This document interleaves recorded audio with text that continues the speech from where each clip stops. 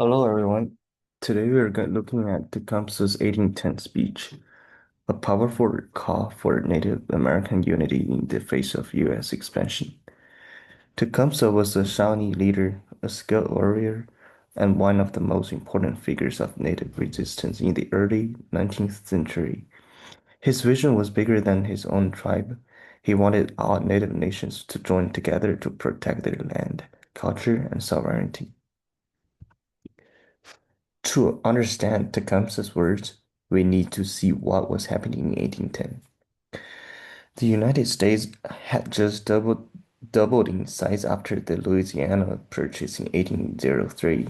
Settlers were moving west, and the government was making treaties to obtain native lands.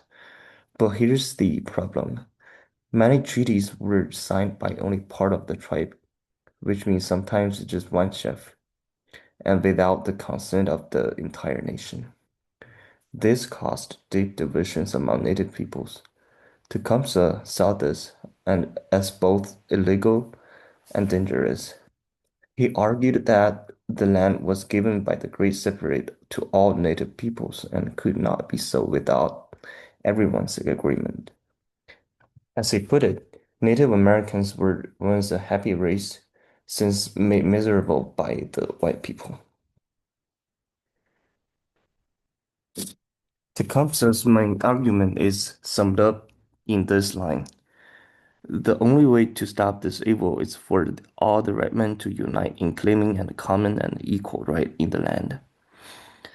For Tecumseh, unity was the only path to survival. To survival, he rejected the idea that Europeans or Americans had any rightful claim to native land, saying the white people have no right to take the land from the Indians because they had it first.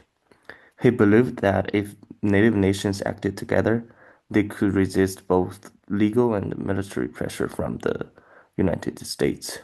His philosophy was about collective ownership, mutual defense, and solidarity.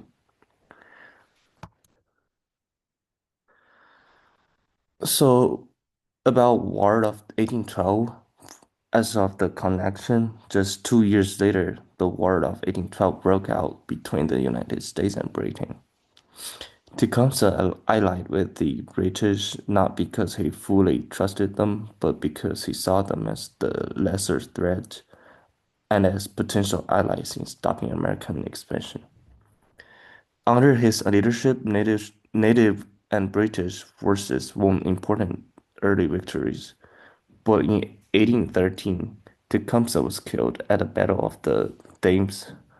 Without him, the native Confederacy began to fall apart. The war ended with no major border changes between the US and Britain, but for native peoples, it was a devastating loss. Without British support, US westward expansion accelerated. So why is this speech important?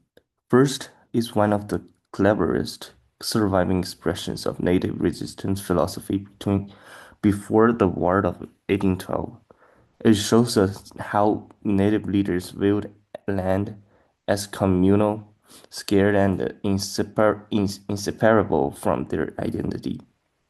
It also connects directly to later U.S. policies like the Civilization Fund Act of 1819, which aimed to assimilate native peoples, and the Indian Removal Act of the 1830s, which forced thousands from their homelands.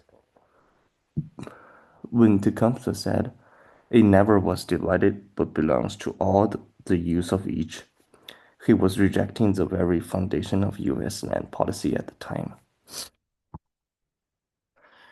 Tecumseh's words still matter today across North America. Um, Indigenous communities continue to fight for land rights, sovereignty, and the preservation of their cultures. From Standing Rock to land reclamation movements in Canada, we see echoes of Tecumseh's vision. Studying this speech reminds us that American history isn't just about presidents, wars, and treaties. It's also about the voices of those who resisted, those who fought to imagine a different future for their people. By engaging with primary sources like this, we keep those voices alive and we gain a deeper, more complex understanding of our past.